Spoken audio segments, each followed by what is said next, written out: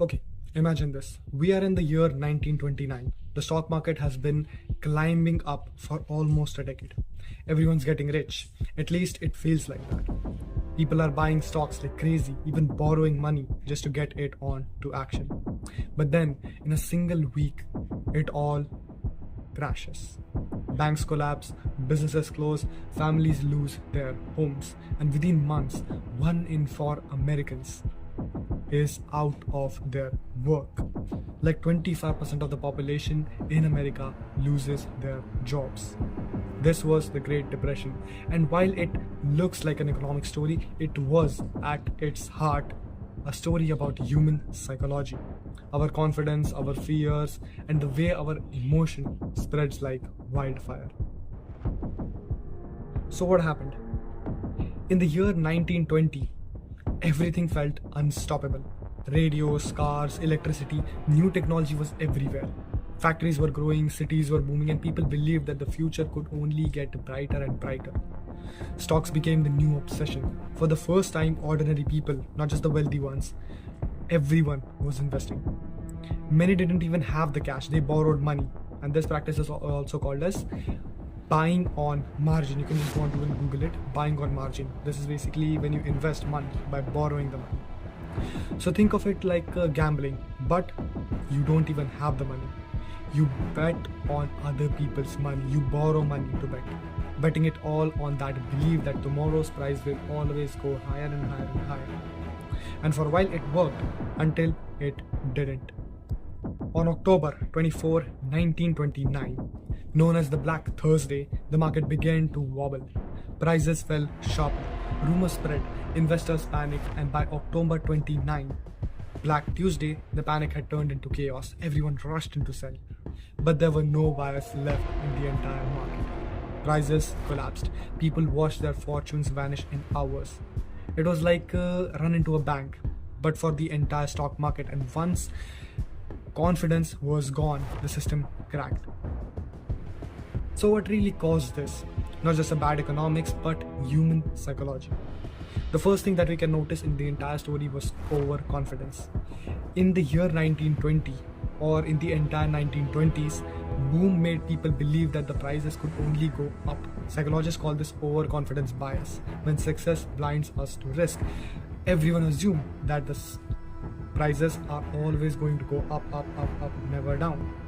And the second thing is herd mentality. This is crystal clear. When the first group panicked, everyone else followed. Humans are social creatures. If the crowd is running, we assume that they know something we don't, and so we shall run. If everyone is buying it, I would buy too. If everyone is selling it, I would sell too. Simple as that. This is herd mentality. And the third thing that we can notice is fear contagion. Fear spreads faster than facts. People saw others selling, heard rumors of collapse, and assumed the worst. And that's what led to the worst. It could have been bad, but became worst. And the fourth and last thing is loss aversion. We hate losing more than we love winning. So people sold their massive losses, thinking at least I won't lose everything, and ironically, those panic decisions locked in their biggest losses of their entire lives. They lost their houses. The crash didn't just stay on the Wall Streets. Bank had huge lends because they have lent out a lot of money to investors and even to common people. When those loans failed, banks collapsed. Ordinary people lost their savings overnight. Businesses closed, farmers lost their land, unemployment in America hit 25%.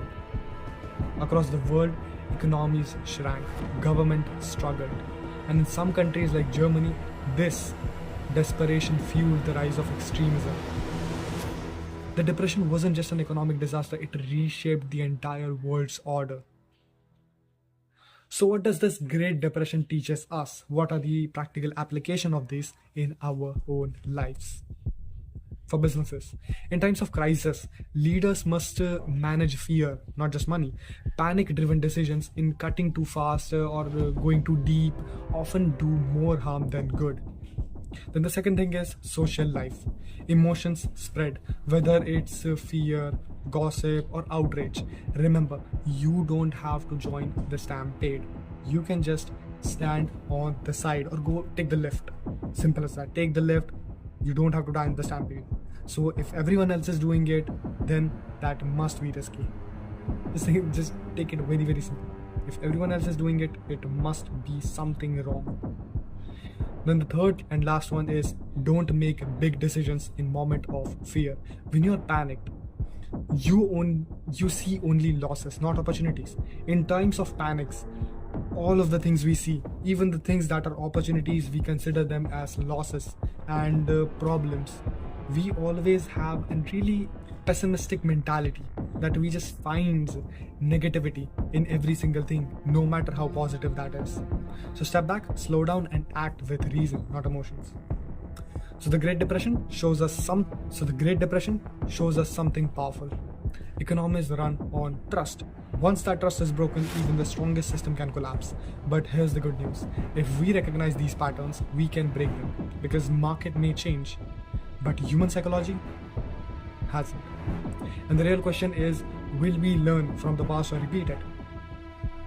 So, see the patterns and don't make the mistake that they did.